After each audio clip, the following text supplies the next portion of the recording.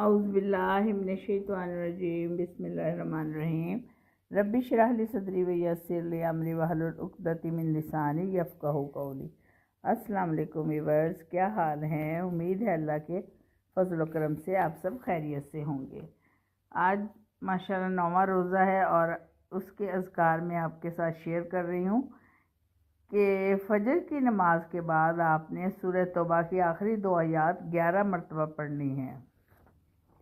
پھر ظہر کے بعد سورہ بقرہ کا پہلا رکوع 11 مرتبہ آپ نے پڑھنا ہے، اور عصر کے بعد سورۃ ال عمران کی آیت 26 17 بار پڑھنی ہے، اور نماز مغرب کے بعد آپ نے سورہ بقرہ کی آخری 2 آیات 11 مرتبہ پڑھنی ہے۔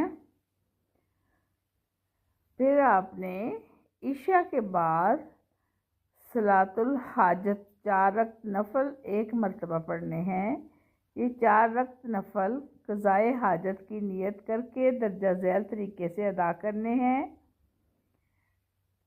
یہ میں آپ کو اس کی تصویر سینڈ کرتی ہوں۔ پہلی رکعت میں سورہ فاتحہ اور اخلاص کے بعد 100 مرتبہ آیت کریمہ، دوسری رکعت میں سورہ فاتحہ اخلاص کے بعد 100 مرتبہ یہ آیت، پھر تیسری رکعت میں سورہ فاتحہ اخلاص کے بعد 100 مرتبہ اگلی آیت، چوتھی رکعت میں سورہ فاتحہ اخلاص کے بعد 100 مرتبہ حسبنا اللہ و نعم الوکیل نعم المولا و نعم النصیر۔